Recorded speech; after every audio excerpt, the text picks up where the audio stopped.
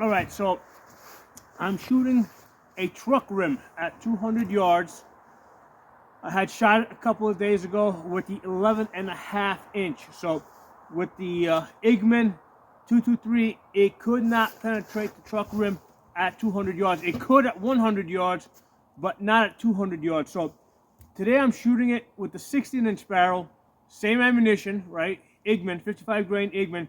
And I want to see what the results are. I've already shot 4 rounds into that steel rim, and it didn't make it all the way through. It dug pretty good into it. We're gonna put another 4, and then we're gonna go look at it.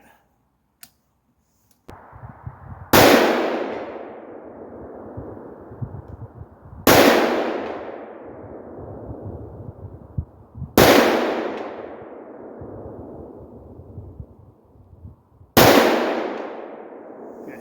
Sounded like 4 hits.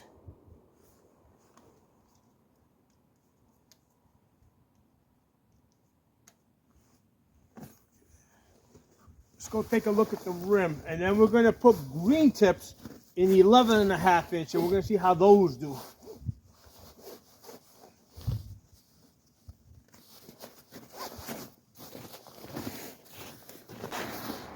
So it looks like one actually penetrated here, and that one kind of went into it but didn't make it all the way through, and these over here skipped.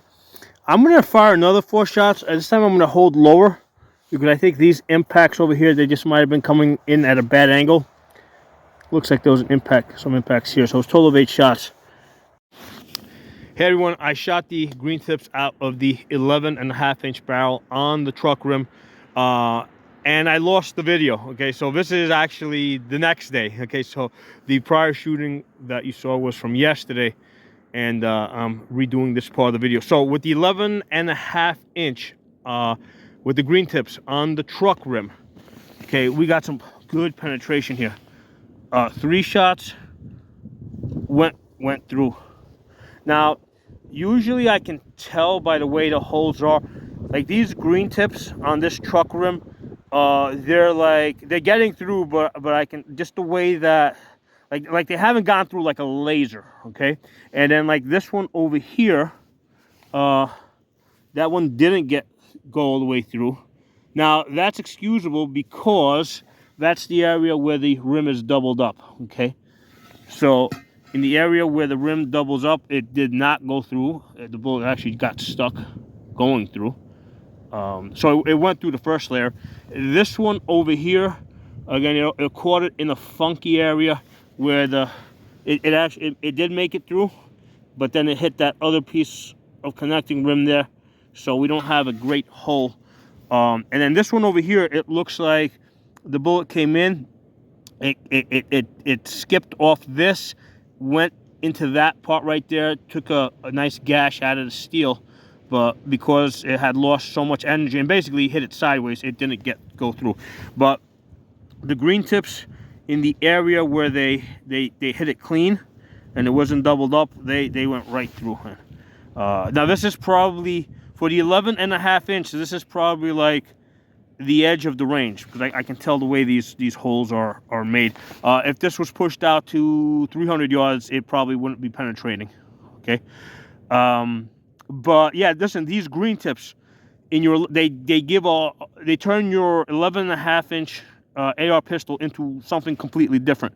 The penetration that we got on the green tips on the 11.5 is better than the penetration that we got on the 16-inch with the regular target ammo. Now, granted, if you put the green tips in the 16-inch, we're going to get much better penetration with that. I would think that there's a good chance it would penetrate the steel rim at 300 yards, okay, in the 16-inch barrel.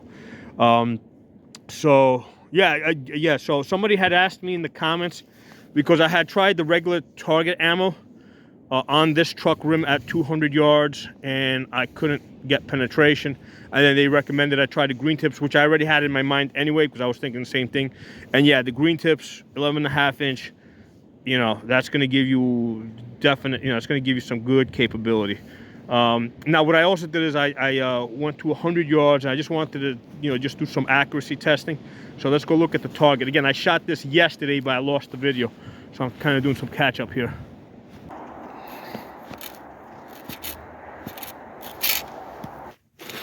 All right, well, let's take a look at this group here. There's 100 yards, 5 shots. Normally I take the best 4 out of 5, right? So we're gonna, well, including that 5th shot, we got 2.5 inches, which is still not terrible, right? 2.5 inches will still get you to 500 yards inside of 20 inches. But the 4 out of 5, we are at 1.25 inches. 1.25 inches with those green tips on that 11.5-inch palmetto. Okay, and I know I didn't jerk that shot because I have a chevron. I'm holding my chevron here. I mean, I would have had to like move it all the way up from here to there to make that jump that high. And there's a close-up of the 11.5 inch. You guys have seen this in other videos if you've been following my channel. Okay, so let me tell you guys, this Radical Firearms muzzle brake, man, on this side here, it's really made the gun. Okay, because those green tips are usually a little bit hotter, and the felt recoil on this is really, really smooth. This plus the adjustable gas block.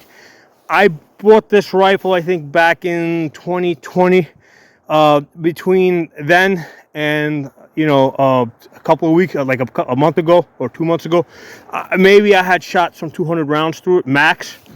The 11.5 inch is just obnoxiously loud, so even with the linear comp on it. And it wasn't until I put this muzzle device on here that I started really enjoying shooting this. So unfortunately you can't get this. They don't sell this Radical Firearms Spitfire muzzle device. I'm trying to find an equivalent. I've ordered one from Sharp's Badlands that I'm going to test out. So I'm trying to see if there's another one that I can buy that is available today. But this one is really excellent. I mean, it's not a suppressor, but it comes pretty damn close. And I've done videos where I shoot this at night. In the 11.5 inch, it basically covers up the muzzle flesh. I recently added this light over here. Normally I just throw on a pistol light like you see on this rifle over here because it's easy on, easy off. It's kind of, this is a 6-inch barrel. This is the 16-inch barrel that I was shooting earlier. Okay, it's got the Primary Arms PLX scope on it. So that's the 16-inch we were shooting. So normally I don't keep like a permanent light on these things because they just end up being too front heavy, especially on the 16-inch, even worse on an 18-inch. But the 11.5 inch is short enough that even with the bipod and the light, and the muzzle device, it's still comfortable to, it's still manageable. It's still like nimble. You can move around comfortably. You can hold it one-handed, do your magazine changes. So I'm really loving this rifle. Okay, but anyway, this is the 11.5 inch Palmetto. This is a 16-inch Palmetto.